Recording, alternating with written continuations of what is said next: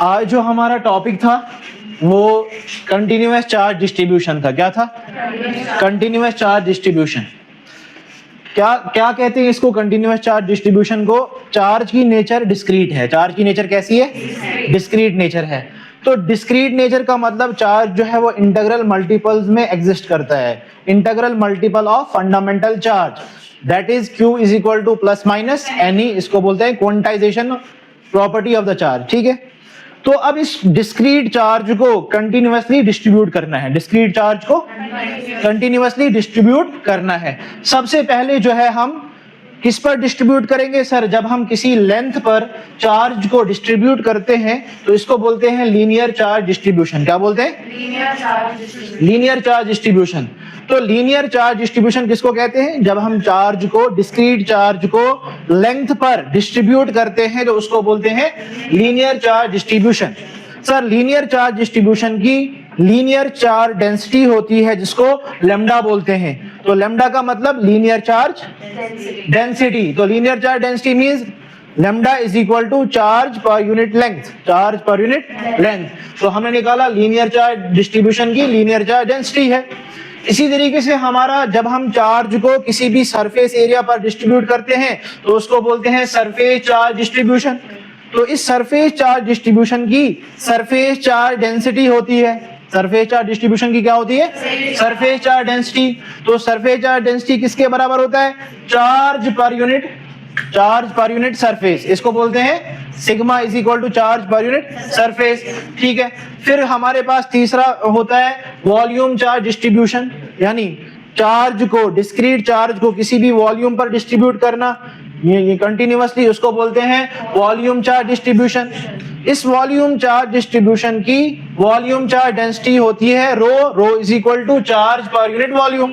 Charge per unit. Sir, पिछले 3 questions में हमने निकाला 2 चार्जेस की वजह से फोर्स, फिर मल्टीपल चार्जेस की वजह से फोर्स। अब यहां पर हम निकालेंगे डिस्ट्रीब्यूशन ऑफ चार्ज की वजह से फोर्स। लगाना हमने वही फंडामेंटल कूलम्स लॉ है। ठीक है, तो सबसे पहले आओ, अब हम लाइन चार्ज डेंसिटी की बात करते हैं। तो लाइन चार्ज डेंसिटी में हमने एक लाइन ले ली L, लेंथ ले ली हमने L। लीनियर चार्ज डिस्ट्रीब्यूशन में हमने लेंथ L ले ली और हमने इस चार्ज को डिस्ट्रीब्यूट किया। क्या किया? चार्ज को डिस्ट्रीब्यूट किया। तो हम छोटा करके इस जो लेंथ है ना हमारे पास, इसकी हम छोटी लेंथ लेंगे क्योंकि हम डिफरेंशिएट करेंगे। पहले हमारे पास एक टूल है डिफरेंशिएशन और इंटीग्रेशन। पहले हम छोटी लेंथ लेंगे और हम देखेंगे इस स्मॉल लेंथ DL की वजह से जो टेस्ट चार्ज Q0 रखा हमने पॉइंट P पर, उस पर जो है कितनी फोर्स लगाएगा ये DL एलिमेंट, लेंथ एलिमेंट। तो फिर हमने क्या लिया? एक DL एलिमेंट लिया जिसका चार्ज कितना था? DQ। टोटल लेंथ है L, उस पे चार्ज है Q। हमने स्मॉल लेंथ ली, इस पे चार्ज है DQ। तो हमने इसका डिस्टेंस डैश चार्ज से R लिया लेंथ एलिमेंट का। तो अब हम कूलम लॉ अप्लाई करेंगे। अब स्मॉल लेंथ पर जो फोर्स होगी वो स्मॉल फोर्स होगी DF।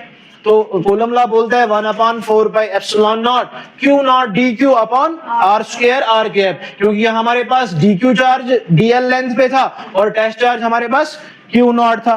तो Q0 dQ upon R square R cap. लेकिन हम जानते हैं कि इस लीनियर चार्ज डिस्ट्रीब्यूशन की लीनियर चार्ज डेंसिटी होती है। फिर हम क्या करेंगे? तो lambda is equal to small charge और स्मॉल लेंथ DL। तो हमने निकालना है DQ, जो हमें यहाँ पर निकालना है। तो DQ is equal to lambda DL। तो अब इस DQ की वैल्यू हम पुट करेंगे कहाँ पर? इक्वेशन फर्स्ट में। तो हमें निकलेगा Q0 DQ की जगह लिखा हमने lambda DL upon R square R cap. अब हमारे पास छोटी फोर्स निकल गई लेंथ एलिमेंट की वजह से। अब हम टोटल कैसे निकालेंगे? हम इसको इंटीग्रेट करेंगे। क्या करेंगे? Integrate over full length L, over full length. Integration DF is equal to Q0 4 pi epsilon naught lambda DL upon R square R cap. Integration differentiation cancel, Q0 को हमने बाहर रखा और इंटीग्रेशन की हमने lambda DL upon R square R cap की। ये निकला हमारे पास total force due to linear charge distribution. अब इसी तरीके से हमने एक सरफेस की छोटी सरफेस ले ली DS। इस DS सरफेस में हमारे पास DQ चार्ज होगा। तो इसी तरीके से जिस तरीके से हमने लीनियर चार्ज डिस्ट्रीब्यूशन की, ठीक इसी तरीके से वहां लैम्डा था लीनियर चार्ज डेंसिटी, यहाँ पर आएगी rho surface charge sigma surface charge density, sigma mean surface charge density. अब हमने छोटी सरफेस ले ली और इस सरफेस के अंदर dq चार्ज होगा। अब इस dq सरफेस, dq चार्ज वाली सरफेस जो ds थी, इससे हमने एक टेस्ट चार्ज लिया q0। अब हम इस टेस्ट चार्ज पर इस स्मॉल सरफेस एलिमेंट की वजह से फोर्स देखेंगे। क्या देखेंगे?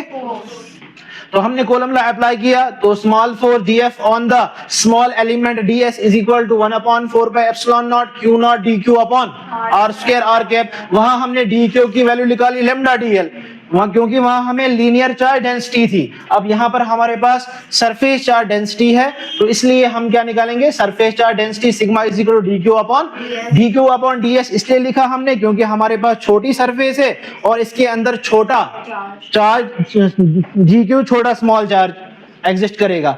तो हमारे पास dq is equal to sigma ds। तो dq की जगह हमने डाली वैल्यू कॉलम लॉ वाली इक्वेशन में q0 सिग्मा ds upon r square r cap. Clear है इतनी बात?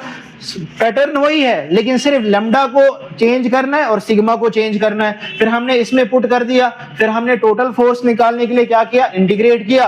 तो फिर इंटीग्रेट करने के बाद q0 upon 4 pi epsilon not की वैल्यू इंटीग्रेशन से बाहर रखी और इंटीग्रेशन डिफरेंशिएशन कैंसिल आउट हो गई। तो हमारे पास f is equal to q0 upon 4 pi epsilon naught integration और full surface sigma ds upon r square r cap. अब यहाँ पर अब हम ये टोटल वॉल्यूम तो डायरेक्ट नहीं निकाल सकते, हम इसकी स्मॉल वॉल्यूम एलिमेंट लेंगे।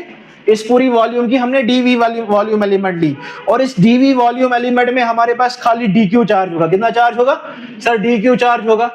तो अब हम एक पॉइंट P पर Q0 चार्ज रखते हैं और इसका डिस्टेंस जो है वो स्मॉल वॉल्यूम एलिमेंट से r होगा और इसका यूनिट वेक्टर r कैप होगा। तो सबसे पहले फिर हम कूलम लॉ अप्लाई करेंगे। पहले Q1 Q2 चार्ज पे अप्लाई करते थे, अब यहाँ पर हम Q0 और dq चार्ज पे अप्लाई करेंगे। वही 1/4 pi epsilon naught Q0 dq upon r square r cap. But हमारे पास इस वॉल्यूम चार्ज डिस्ट्रीब्यूशन की वॉल्यूम चार्ज डेंसिटी होगी जिसको हम रो बोलते हैं। Rho is equal to dq by dv, यानी स्मॉल चार्ज और स्मॉल वॉल्यूम v।